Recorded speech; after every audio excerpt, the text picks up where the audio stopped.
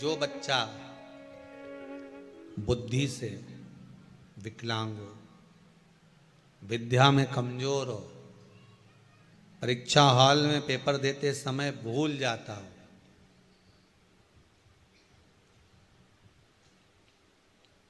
विवेक काम ना करता हो,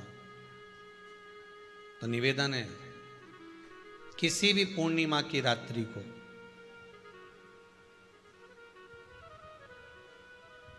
बारह बजे गाय के, गौ माता देसी गाय के जो 4 थन होते हैं, उन 4 थन में से जो आगे के थन होते हैं, 2 पीछे की ओर होते हैं, 2 आगे की ओर होते हैं, तो जो आगे के 2 थन हैं उस थन का दूध निकलवा लिया जाए और उस दूध का कोई भी मीठा पदार्थ बनाओ तो ठीक है, ना बनाओ तो उसी दूध में शक्कर मिलाकर पूर्णिमा की रात्रि को जो विवेक से कमजोर हो, बुद्धि से कमजोर हो, या याद करा हुआ सब भूल जाते हो, या आपके लिए भी है कोई चीज रखते हो भूल जाते हो, विवेक याद नहीं रहता, बुद्धि में इतना प्रबल बल नहीं आ पाता, याददाश्त कमजोर होती चली जा रही, तो किसी भी पूर्णिमा की रात्रि को 12 बजे गाय के आगे के 2 थन का दूध, उसमें कोई पदार्थ शक्कर गुड़ कुछ भी मिलाकर भगवान के चंद्रदेव की साक्षी में उसको पिला दिया जाए।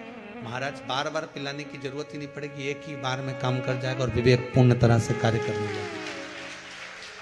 देसी गाय के आगे के 2 थन का दूध बड़ा प्रबल होता है।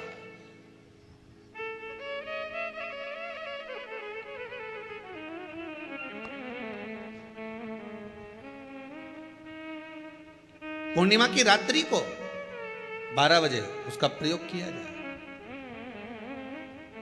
आप उस दूध को निकाल लो शाम के समय, रात्रि के समय ग्वाले से कहकर जिसके यहां पर देसी गाय हो वहां निकलवा कर उसको रखा जाए, उसका पान करा जाए। महाराज रोग बीमारी में प्रबलता, तो मां यशोदा जी जग कल्याण के लिए पूछ रही है, संपूर्ण विश्व के कल्याण के लिए।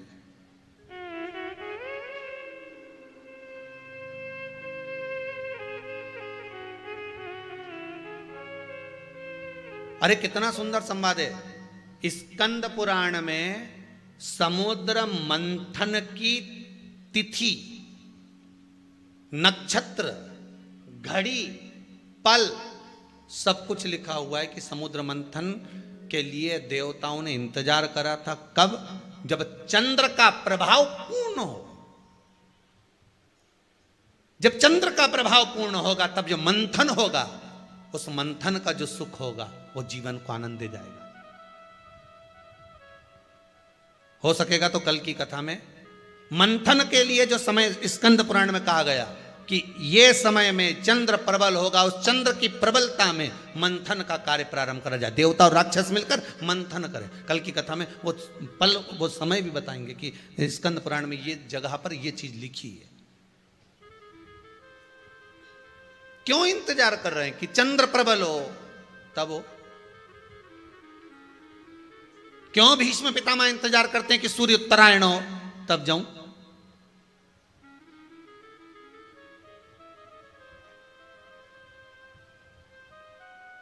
जब देवता 33 कोटि देवता उस चंद्र के इंतजार में रहते हैं कि ये चंद्र प्रबल होगा तब जाकर ये चंद्र यहां पहुंचेगा, तब जाकर हम मंथन करेंगे, तब जाकर वो अमृत मिलेगा और उस अमृत को देवता धारण करेंगे तो वो आनंद पा जाएंगे। तो हम क्यों शरद पूर्णिमा छोड़ें? हम क्यों एक एक पूर्णिमा छोड़ें? एक एक पूर्णिमा के महत्व को जानिए। कोई पूर्णिमा साधारण नहीं है, कोई प्रदोष साधारण नहीं है, कोई शिवरात्रि साधारण नहीं है। 12 महीने शिवरात्रि पड़ती है,